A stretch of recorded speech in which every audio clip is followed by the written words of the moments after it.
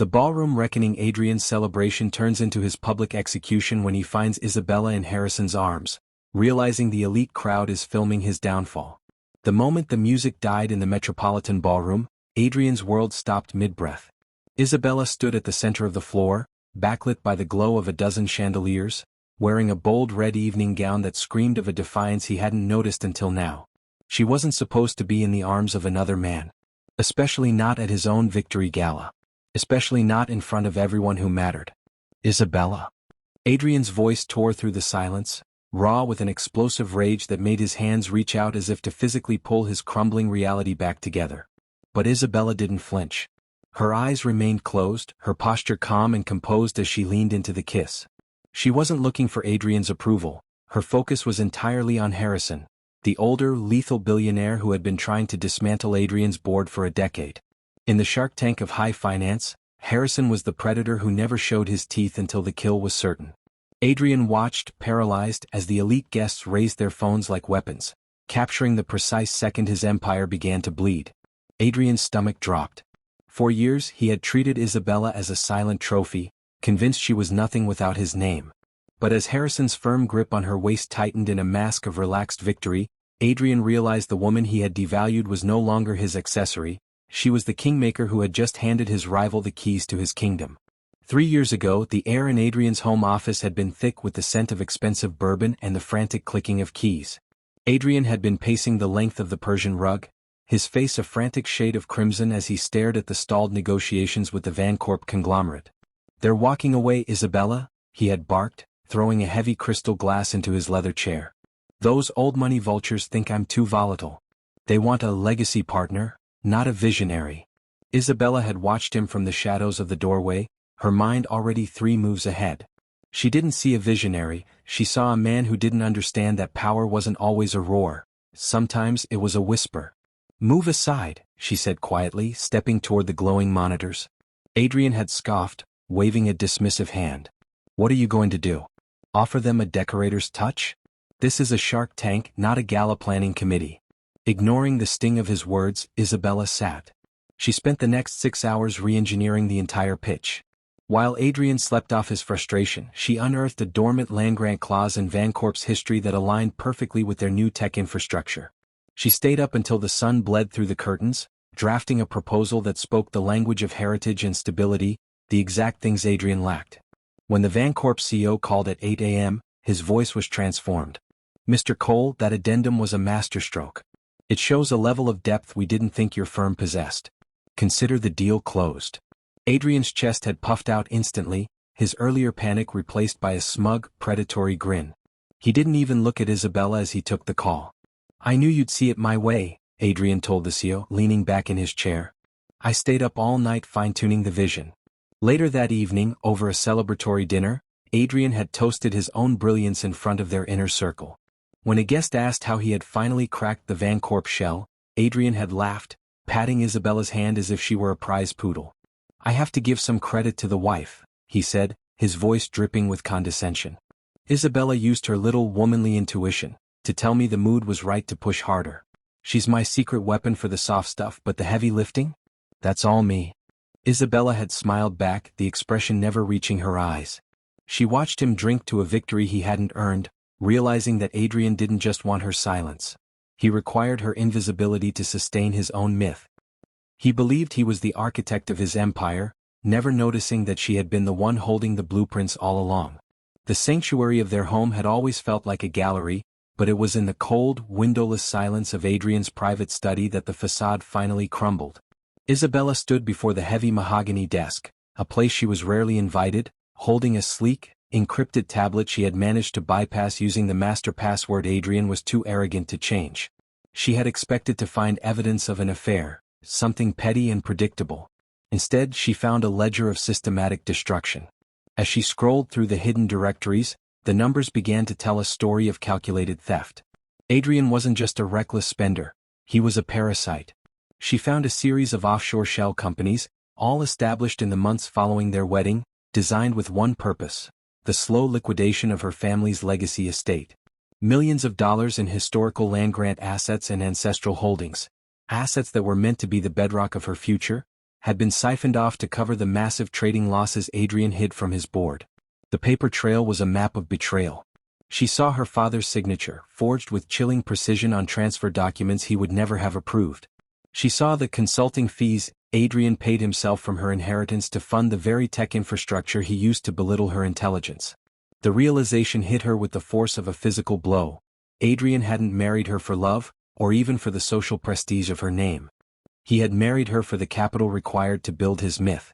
The marriage wasn't a partnership, it was a long con. Every dinner, every public display of affection, and every condescending comment about her intuition, had been a distraction to keep her from looking at the books. He had turned her family's history into his personal slush fund while framing himself as her savior.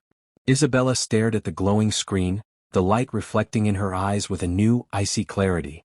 The grief she expected didn't come. In its place was a sharp, focused resolve. She didn't close the files. Instead, she began to copy them, a silent architect building a new blueprint. Adrian believed he had successfully pivoted his debt onto her family's estate, leaving her penniless and legally bound to his sinking ship. He thought he had played the perfect game, but as Isabella downloaded the final proof of his embezzlement, she knew the game was already over. She wasn't just his wife anymore, she was the witness who would ensure his empire didn't just fall, it burned. The mahogany doors to Harrison's private sanctuary didn't creak. They glided open with the silent, heavy precision of a vault. Harrison didn't look up immediately. He sat behind a desk carved from a single slab of obsidian, his silver hair catching the dim light as he reviewed a series of hostile takeover bids. He was a man who moved markets with a nod, a titan who had spent a decade watching Adrian's meteoric, reckless rise with the patient gaze of an apex predator. When he finally leaned back, his eyes were sharp, calculating the risk of the woman standing in his doorway. "Isabella," he said, his voice a low, gravelly hum. "I assume you're lost. Adrian's charity board meets 3 floors down." Isabella didn't flinch at the condescension. She walked toward the desk, her heels clicking a steady, defiant rhythm against the marble floor. She didn't offer a plea or a social greeting. Instead, she slid a single, encrypted drive across the obsidian surface. "I'm not here for charity, Harrison. And I'm certainly not here as Adrian's wife." Harrison glanced at the drive, then back at her, a flicker of genuine curiosity breaking through his icy exterior. "Adrian is a fool, but he's a protective one. He guards his proprietary, adaptive flow software like a crown jewel.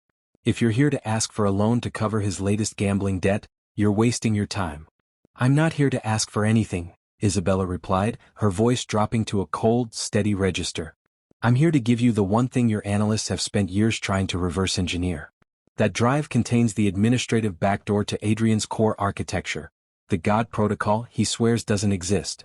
Harrison went perfectly still. The silence in the room became heavy, pressurized. The software was the foundation of Adrian's entire empire. With that backdoor, a rival could bypass every security layer, seize the data, and render Adrian's company worthless overnight. It was the ultimate weapon, and it had just been handed to him by the woman Adrian called his secret weapon for the soft stuff. "Why?" Harrison asked, his eyes narrowing. "This isn't just a betrayal, Isabella. This is an execution. Because Adrian built that empire on the bones of my family's estate," she said, leaning forward until she was deep in his personal space. "He used my legacy to fund his fraud, and now he's liquidating what's left to save himself. I don't want a bribe, Harrison. I want a partner who knows the value of real architecture. You take the company. I take back my name. And Adrian? He gets the public reckoning he's earned." Harrison looked at the drive, then reached out, his hand covering it. A slow, dangerous smile spread across his face, the smile of a man who had just been handed the keys to a kingdom he had long intended to burn. "I've always admired your intuition, Isabella," he murmured. "Let's discuss the terms of our new world."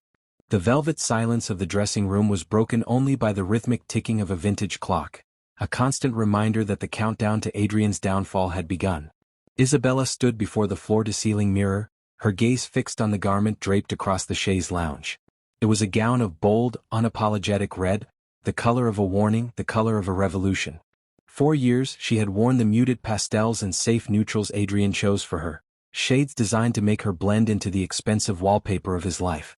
Tonight, she was stepping out of the palette of a trophy and into the armor of a conqueror. As she stepped into the silk, the fabric felt cool against her skin, a sharp contrast to the heat of the fire she was about to light. She zipped the back herself, refusing the help of a maid. She wanted no fingerprints on her transformation but her own. The dress fit with surgical precision, clinging to her silhouette in a way that signaled she was no longer hiding. She leaned into the mirror, applying a lip color that matched the gown exactly, her movements steady and devoid of the tremors that used to plague her before Adrian's high-stakes events. In the other room, she could hear Adrian barking into his phone, his voice echoing with the familiar, jagged arrogance of a man who believed he was untouchable. He was likely practicing the speech where he would once again claim credit for the year's record-breaking margins. Margins built on the blueprints Isabella had quietly corrected. He had no idea that the God protocol was already in Harrison's hands, or that the very gala he was using to cement his legacy would be the site of its public cremation. Isabella picked up her diamond clutch, but her mind was on the encrypted drive she had left on Harrison's desk.